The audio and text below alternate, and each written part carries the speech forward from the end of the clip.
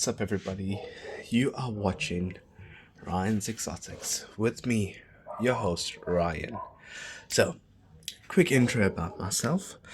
I am a young and very enthusiastic snake keeper. So, I would love for you to join me on my journey in actually showcasing some of my prized animals. In here is a little brown house snake. It's a temporary setup. I plan on doing something much better, but let's get straight into it. So, for my very first video, I always get the question from many people around me, family members, friends, and so forth. The question is, do your snakes bite? Well, let me show you what happens sort of on a daily basis. So, this is my rack system. In this tab, there is a juvenile reticulated python that sometimes is more on the defensive side. But yeah, it goes. Okay, so he's busy hiding at the moment. Let me get a hook stick because these snakes of mine are tap trained. Now, tap training is basically you come in with just a hook stick, like so, and you're basically sorry, lost for words. You're basically getting your animal's brain to switch on and telling your animal, hey, it's not feeding time yet, so it's time to be handled. So let's see where this dude is. Should be under the paper right there. Okay, so this is a juvenile reticulated python on a very, very defensive side. You probably will see a strike or two here now. Hey, buddy. So that's him. Hey, dude, come on. So yeah, I would really love for you guys to join me on this journey, showcasing these incredible and often very misunderstood animals. Now I need to put this paper right, so see you in a bit. So guys, it's been a minute. I have the paper replaced. Now, like I say, these snakes are very defensive, so always remember, trusted hook stick. You're just gonna give the guy a little tap, and here he comes. So, juvenile reticulated python. But keep in mind, at no circumstance at all should this ever be somebody's first snake. These require a lot of care, attention, and you need to know what you're doing. So, with them, there is various methods to actually tame down.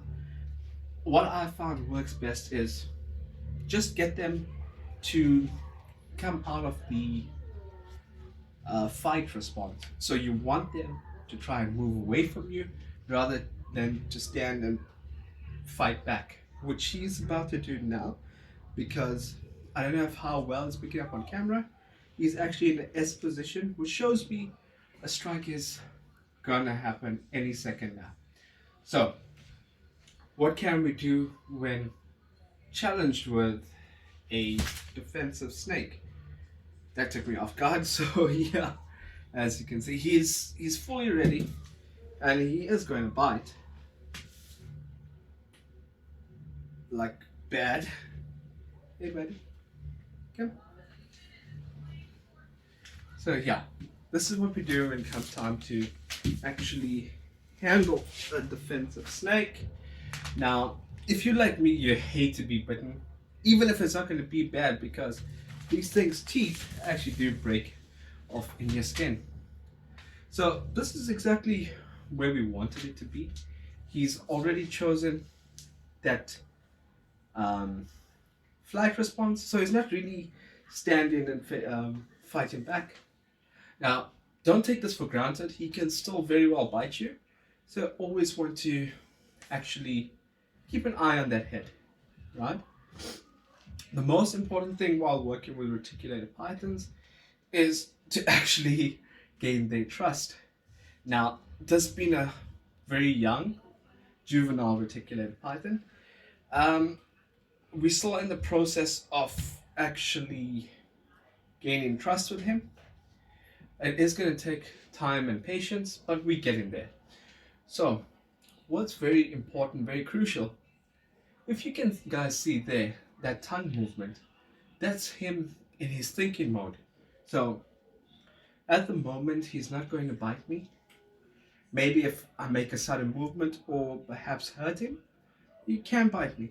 So, what he's actually doing is pretending that the snake hook is an actual branch.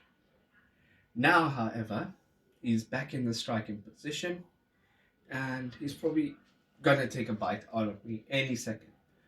But that's okay. It's not gonna kill me.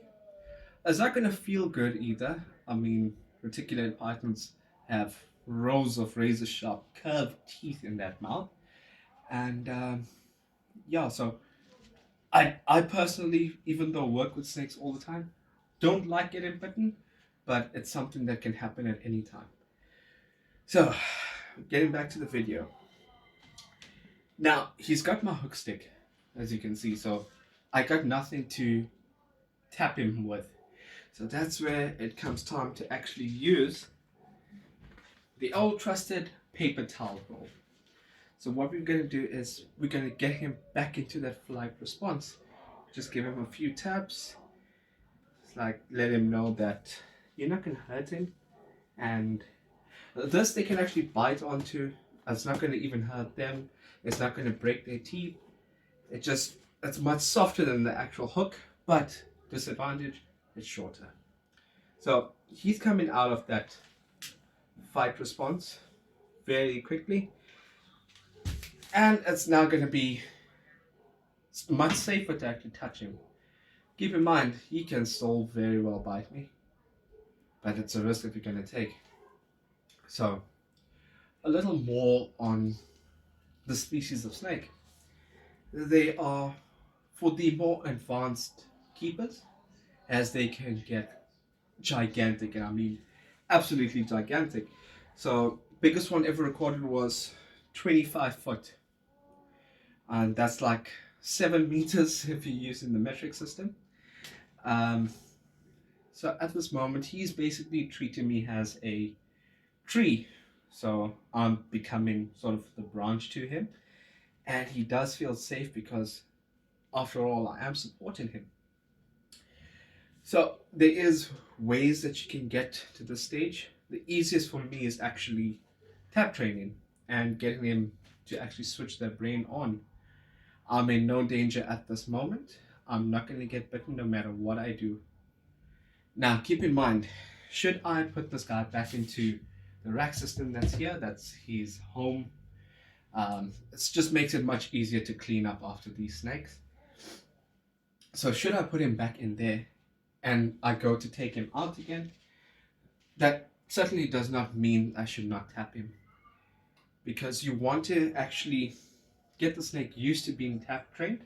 So in the event that your reticulated python becomes so much bigger, which they would get very, very big, and quite heavy, and he's probably not going to use this much longer, maybe a couple months time, should be by the end of the year, that I would actually move him into one of these enclosures. Let me just see if that camera can move a bit. So yeah, I'm gonna now be moving him into one of these as temp, and then eventually when he is a full-grown reticulated python, I would actually love to get a bigger enclosure or environment for him. So now when it comes to working with defensive snakes, patience is your best friend. Now, this just doesn't happen overnight. It took me some time to actually earn his trust to where I am now. But on the long run, these snakes can be extremely, extremely rewarding. I'm going to show you an example of that right now. I just want to put him away. So he's going to go back into his enclosure, which is the rack system. And I am going to get one of my ambassador animals out. I'm going to get one of my ambassador animals out. So yet again, with your hook stick, you're just going to go in, and I don't know if you guys can see me. Now, thing is, these snakes are always hungry. Yes, they are well fed, don't get me wrong, but they're just always hungry. So, again, you're just going to give the snake a gentle tap to let it know, hey, it's not feeding. And then you can actually take them out. Oh, there goes my hook. So, when I say reticulated pythons are very rewarding snakes, this is what I mean. This is my girl Athena. She's a tiger reticulated python, and she is literally puppy dog tamed. She is big and she is strong, but when I say they can be rewarding is, how often do you see somebody walking around with, now she's about 3.5 meter, so about 9 foot I would say, just walking around and having an absolutely tamed reticulated python. Now, doesn't mean that she does not need to be respected. She can inflict serious damage if she wanted to. So, she's basically our puppy dog here at Ryan's Exotics. She just moves around freely whenever she wants to. She's no harm to anybody that's even around me, friends or family members. The only danger is if you actually smell like a rabbit or a rat, you're probably going to get bitten. But as you can see, she is fully desensitized to everything around her. That includes me actually handling her. I can touch over her head. Everything goes. But she still demands the greatest respect ever. So I hope this video helps you in actually showing you various methods of how to get your reticulated python brain to switch on and not want to go crazy all the time. So from us here at Ryan's Exotics, I'd like to thank you for your time, and be sure to like and subscribe for future videos like this. Have a great evening.